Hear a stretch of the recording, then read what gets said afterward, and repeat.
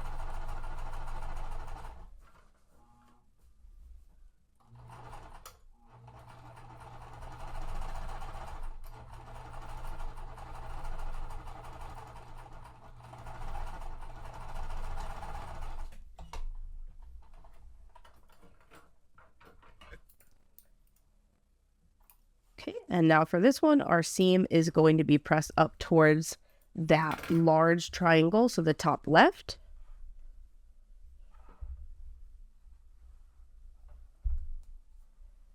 And because it's a large piece, gently opening it.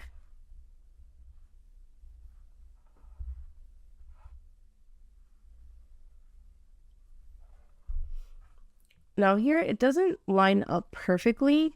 So I think I'm going to, even though I thought I did a full 1/4 inch seam allowance, I'm going to do another stitch. I want to bring it a little bit closer. So I can see what happened. On the back, you could see where it shifted a tiny bit.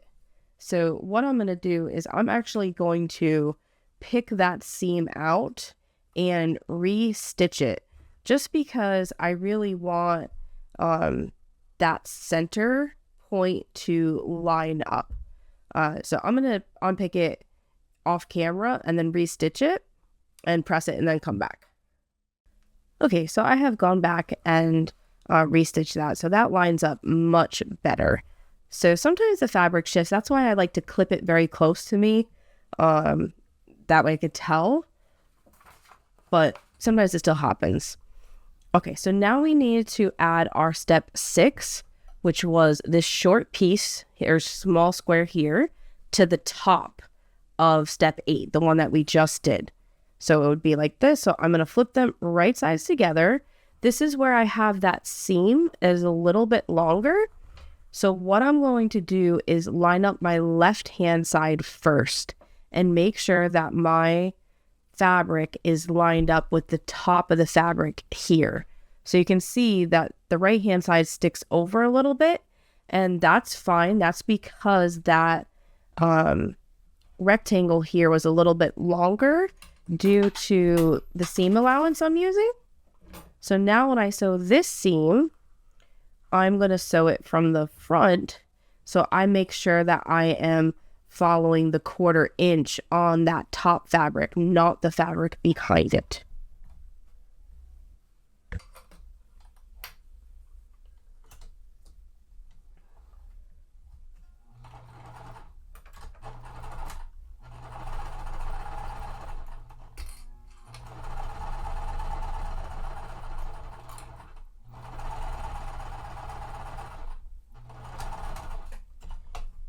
And that's what I'm referring to when I say that I'll just hide that extra in the seam allowance.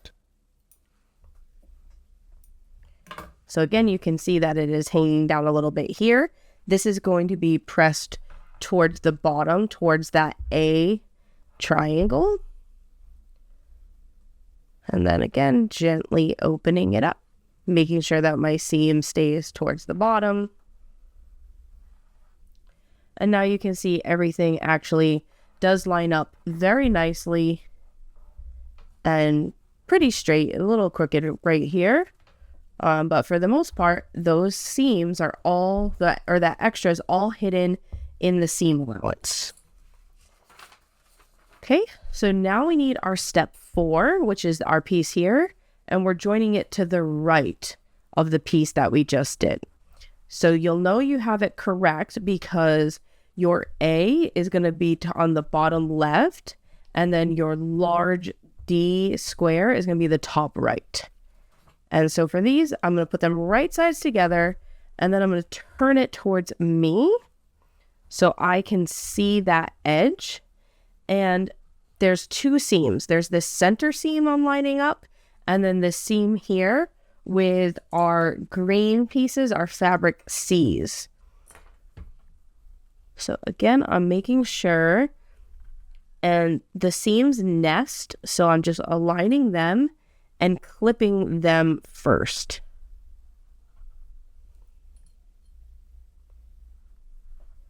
And then once I have that aligned, you should be able to align the rest of the block without any trouble. And again, I'm trying to do this all so it's like visible within the camera, but I highly suggest bringing this like closer to you so you can double check that everything's aligned. And I just want to be really mindful on these 2 seams because that is where they're going to line up. So hopefully it will line up okay. Okay, so I'm sewing with my seams up, so you can see that here it kind of folded on me, so I'm pressing it the right way. Sometimes my feed dogs, I can't adjust the pressure of them, or the presser foot pressure, and sometimes it pushes my seams. So by having them on top, I can make sure that they are staying in the correct direction. Because my seams on the bottom are facing towards me, so my feed dogs are not going to try to push them the opposite way. All right, so again, this is a very large block. I'm so excited to see the end result of how these are all going to come together. And our seams for this one are being pressed towards the left hand side.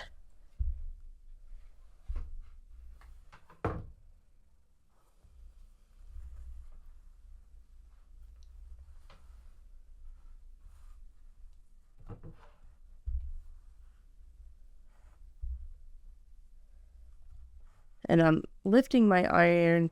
I don't want to drag it and warp my block, so I am lifting and pressing as I go along. And because this block is so large, where some of the other seams are, I like to give it a press, kind of help hold it in the correct direction.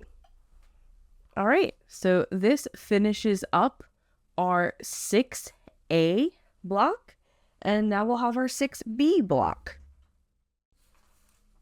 Now we're making our 6B block. So you can see it's similar to some past months. It is a series of flying geese. And again, there are 2 of them. So I'm going to be cutting all these totals in half in order to make 1 for the video. Okay, so I need a fabric B and a fabric F for a half square triangle. And like I said, I'm doing 1 of them. And that's step 1. I'm actually going to do step 2 at the same time because they're both half square triangles. And so for that one, I need a B fabric to the top right and an E fabric, which is the orangish color, to the bottom left. And this way I can save myself some time and some thread and sew them at the same exact time. So again, just making sure that I'm lining them up. And for these, I always hand crank in first because that point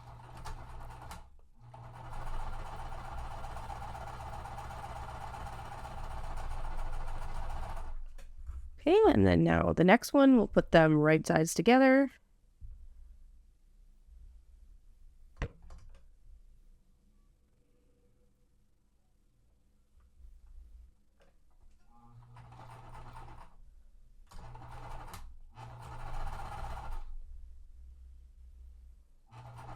And I'm just making sure that they're staying aligned as I'm sewing.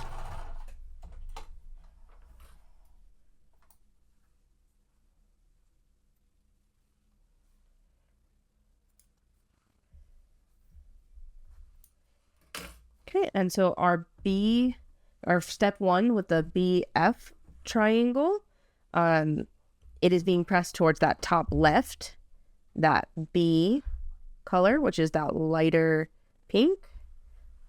Again, pressing the backside first. And then now for step 2, it's being pressed towards the top right, which is also our B fabric.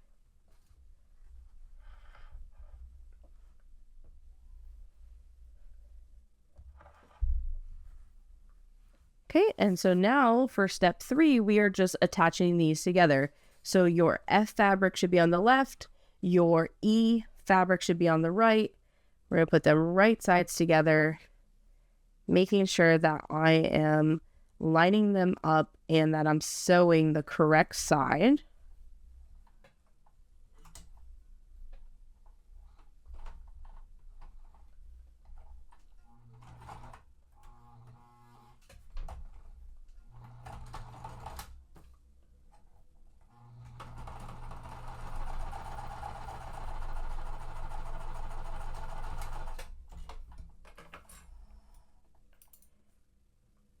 Okay, and then for this one is being pressed towards our left-hand side.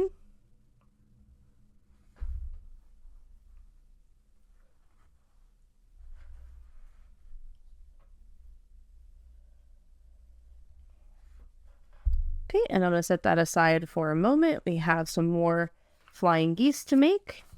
So for step 4 here, we need a large E triangle, which is our orange, with 2 B triangles to the top left and right. And so I'm actually going to make our step 4 and our step 5 at the same time. And so for step 5, we need a large B triangle and then 2 E small triangles. So what it's doing is it's really just reversing the colors here. And for this step 5, it says 4, so I need to make 2 of them. So I'm just moving this up.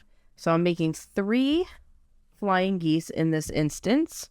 So I need a second large B triangle and then 2 smaller E triangles.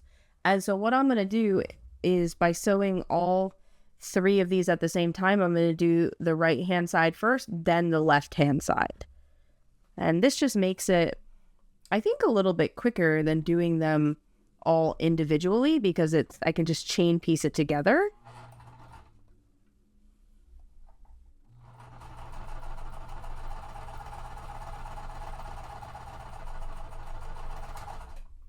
So then I'm grabbing the second one.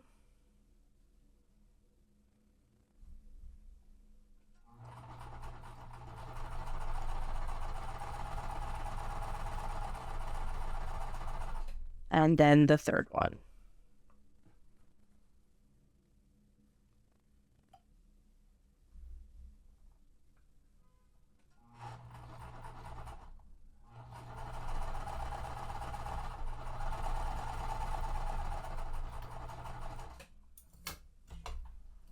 And then so with flying geese, we always press towards that small triangle. So all of these are going to be pressed towards the top right. So again, just pressing that backside first, gently opening it.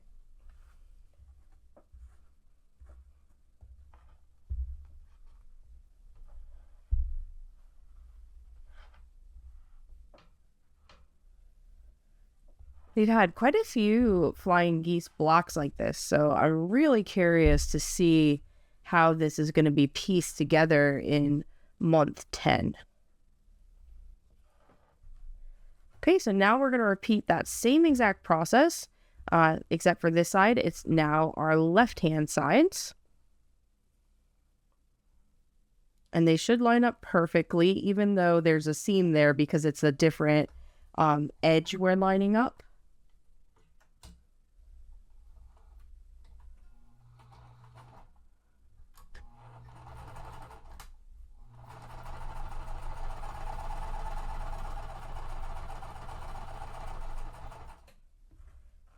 And I'm working my way through all the steps.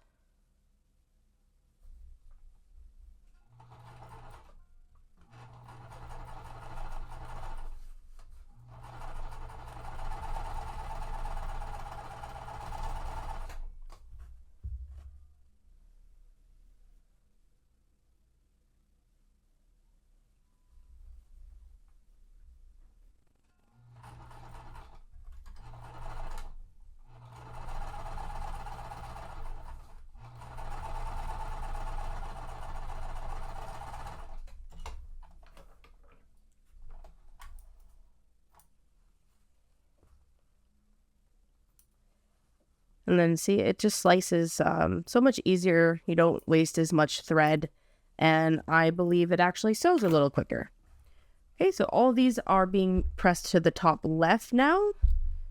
So I'm going to just do that for each side.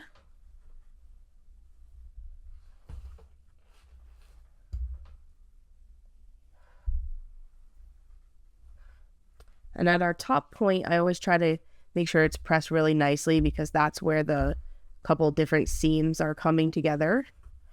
Anywhere there's a thicker seam, it wants to kind of like fold back on itself.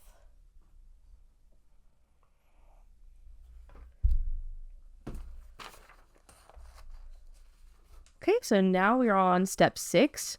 We need to join step 5 to the top of step 3. So step 5 is one of these B triangles with the 2E fabrics. I'm going to move these to the side. And we want it to the top of our step 3. So if we look here, it's going to be on the bottom, and it makes that B chevron with our F fabric on the left and our E fabric on the right. So I'm going to slide that down, and then we need our step 4, which has our E fabric as the larger triangle. That's going to go on top, and you can see now how there's an E chevron, and then our last piece is going to go on the top, and you can see that it makes another triangle or another B fabric chevron here. And all the seams are going to be pressed upwards. So you could start at the top or the bottom. I'm going to start at the bottom. And again, just making sure that I'm taking my time lining these up. You could clip them. They're kind of long. I think it's okay if I don't. I'm just going to be mindful as I'm sewing it, especially this one because it does have a center seam on the bottom. I don't need to line that seam up, but I do want to make sure it's being sewed in the correct direction. So I'm going to do that by just kind of putting my finger over it. And I guide it right till I get to the presser foot, so that way the feed dog doesn't push it the opposite way.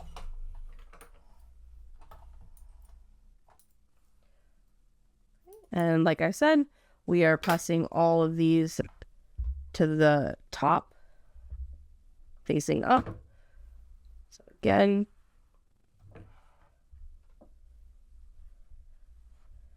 and it's quite thick right there because there's multiple seams coming together. Okay, and so now we're repeating it with our next one, making sure that I'm lining up the edges. And even though there's no center seam, you want to make sure that your 1/4 inch seam allowance is the same.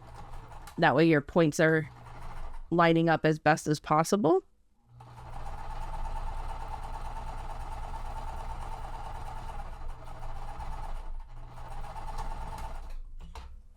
Yeah. Okay, and again, this is being pressed towards the top.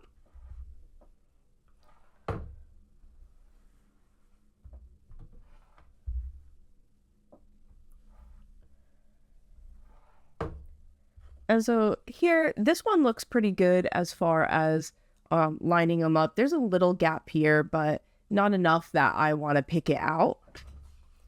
Okay, and so now I am putting our top one.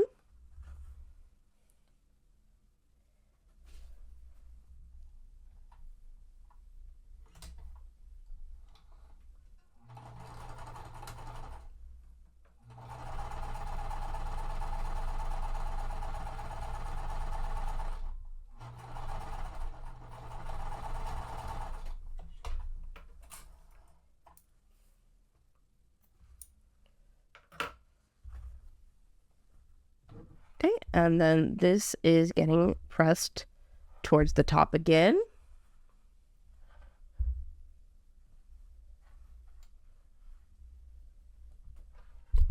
Okay, and so that finishes our 6B piece, and you should have 2 of this section, and definitely make sure that you are labeling them. I always put little sticky notes on mine and put it directly back into my month 6 baggie. All right, we have just completed month 6, so you should have 2 of 6A and 2 of 6B. Do not forget to post a picture in the Cotton Cuts Facebook group with your Flat Nancy and your completed blocks. It's a great way to see everybody's quilt as it's coming along, and it also enters you into winning a fun prize. So again, I hope you enjoyed the tutorial. If you do, please consider subscribing or giving me a thumbs up. And again, if you are enjoying the Puzzle Mystery Quilts, I hope that you'll join me with Sewing Up Flyover, which is going to release in February. And Happy New Year, and I'm wishing you a very happy, healthy New Year with lots of sewing. Bye!